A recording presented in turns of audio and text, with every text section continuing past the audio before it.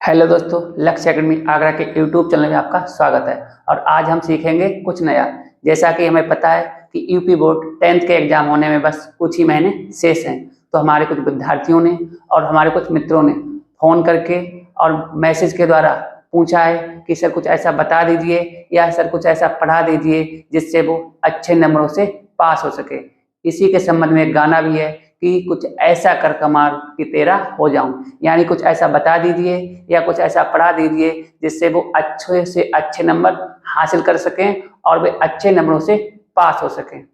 तो हम बता दें कि मेहनत का ना कोई विकल्प होता है और ना ही कोई ऑप्शन होता है। हाँ, बस इतना हो सकता है कि मेहनत के प्रकार हो सकते हैं, एक हार्ड वर्क और एक स्मार्ट वर्क। जैसा कि हमें पता है कि घोड़ा भी मेहनत करता है और गधा भी मेहनत करता है, लेकिन घोड़े की मेहनत दिखाई देती है और गधे की मेहनत छिप जाती है। इसी तरह किसी कंपनी में आपने देखा होगा कि मजदूर काम करते हैं, मेहनत करते हैं, हार्डवर्क करते हैं, लेकिन जो मालिक होता है वो स्मार्ट वर्क करता है और हमारे जो मजदूर होते हैं उनकी मेहनत छिप जाती है और मालिक की मेहनत दिखाई देती है। इसी तरह ताजमहल को बनाने में मजदूरों का बहुत बड़ा हाथ था, उनके बगैर ताजमहल नहीं बन सकता था। लेकिन किसके नाम से जाना जाता है ताजमहल, कि किसने बनवाया ताजमहल? शाहजहां ने बनवाया। यानी कि जो मजदूरों की मेहनत थी वो छिप गई और शाहजहां की मेहनत थी वो दिखाई दी। इसी तरह आज हम हिंदी का ब्रह्मास्त्र पढ़ेंगे। इसके अंतर्गत हमने एक नीति तैयार की है कि हिंदी के सब्जेक्ट में क्या पढ़ना है, क्या नहीं पढ़ना है, किस तरह पढ़ना है। और हमें पता है किसी भी सब्जेक्ट की प्रिपरेशन करने से पहले हमें उसके सिलेबस का ज्ञान होना बहुत ही जरूरी है। और आज हम पहले हिंदी का सिलेबस देखते हैं। शैक्षिक सत्र 2022 और 23 के लिए जो माध्यमिक शिक्षा परिषद बोर्ड प्रयागराज है उसने एक पाठ्यक्रम निर्धारित किया है। यानी कि जो हमारा हिंदी का पेपर होगा वो दो भागों में डिवाइड होगा।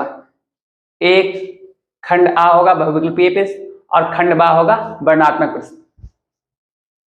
खंड आ के लिए 20 अंक निर्धारित हैं और खंड बा के लिए 50 अंक निर्धारित हैं। खंड आ के अंतर्गत नंबर 1 पे हम पढ़ेंगे हिंदी गद्य का इतिहास।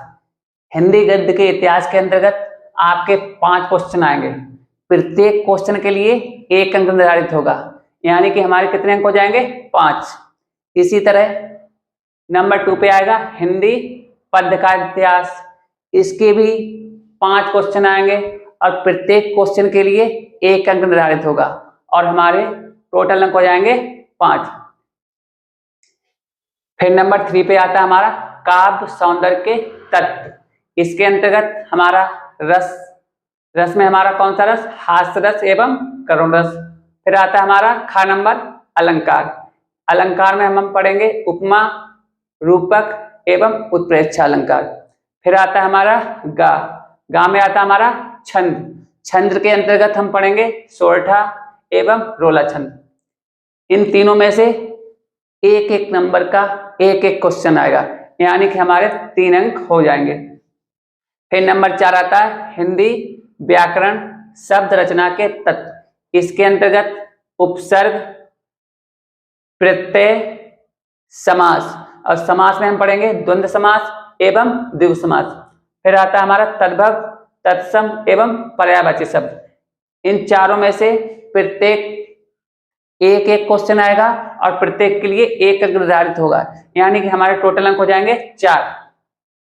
फिर हमारा 5th नंबर पे आएगा संस्कृत व्याकरण, यानी कि नंबर का संधि। संधि के अंतर्गत आएगा हमारा एण संधि। फिर आएगा खा शब्द रूप। शब्द रूप में हमारा फल, मति, मधु व नदी, इनके रूप आएंगे। फिर आएगा हमारा गा धातु रूप। धातु रूप के अंतर्गत हमारा पट धातु और हस, इनका हम अध्ययन करेंगे। ये तो हमारा हो गया खंड आ कंप्लीट।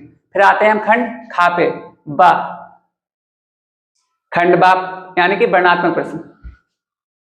जैसा कि हमें पता है हिंदी की बुक हमारी 4 भागों में डिवाइड है। एक गद्यांश, पद्यांश, संस्कृत और एक है हमारा खंड काव्य। वो हमारे जिले के अनुसार अलग अलग जगह अलग अलग चलता है। तो सबसे पहले हम लेते हैं गद्यांश।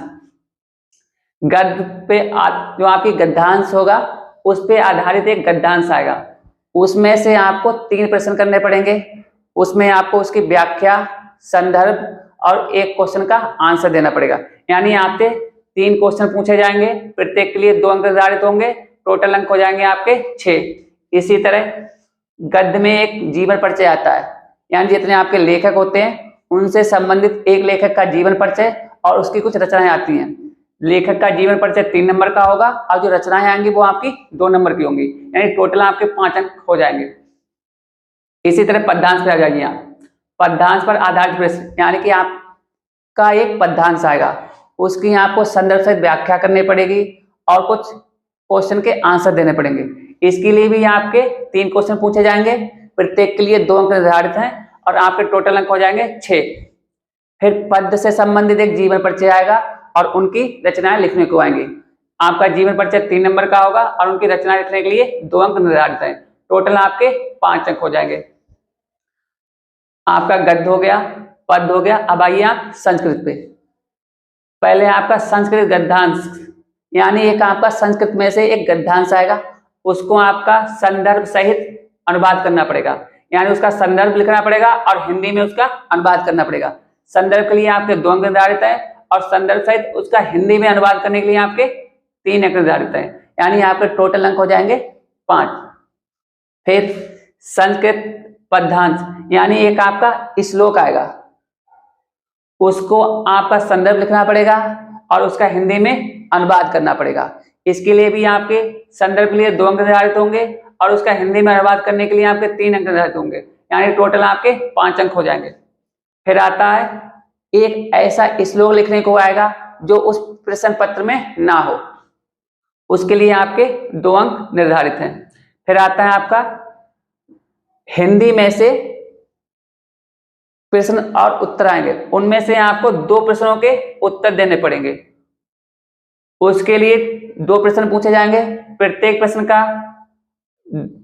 के लिए 2 अंक निर्धारित किए गए और टोटल हो जाएंगे आपके 4 नंबर। फिर आता खंड काव्य, यानी कि ये आपके प्रत्येक जिले में अलग अलग खंड काव्य चलता है, कहीं मुक्ति दूत चलता है, कहीं कोई चलता है। आगरा में आपका मुक्ति दूत चलता है।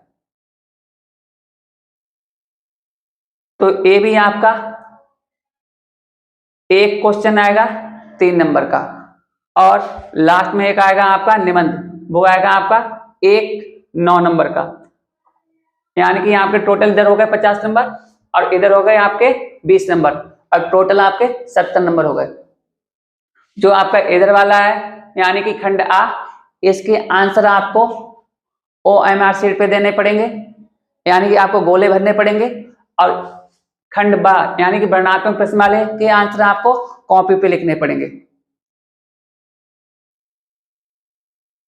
आज हिंदी का ब्रह्मास्त्र हो गया, इसी तरह आपको हम साइंस का ब्रह्मास्त्र, इंग्लिश का ब्रह्मास्त्र, मैथ का ब्रह्मास्त्र और हो सका तो हम सामाजिक विज्ञान का ब्रह्मास्त्र भी देंगे। इसी तरह की अन्य वीडियो प्राप्त करने के लिए हमारे चैनल को सब्सक्राइब करें और वीडियो अच्छा लगा हो तो लाइक करें। और आप चाहेंगे तो हम हिंदी का जो पूरा इधर का जो इतिहास है, यानी कि जो आपका 20 नंबर का है, वो भी आपको हम डिटेल में पढ़ा सकते हैं। और इधर वाला जो है वो भी हम आपको क्या पढ़ना है और क्या नहीं पढ़ना है उसकी भी एक आपको वीडियो हम बना देंगे। आज के लिए इतना ही और कल हम सीखेंगे कुछ नया।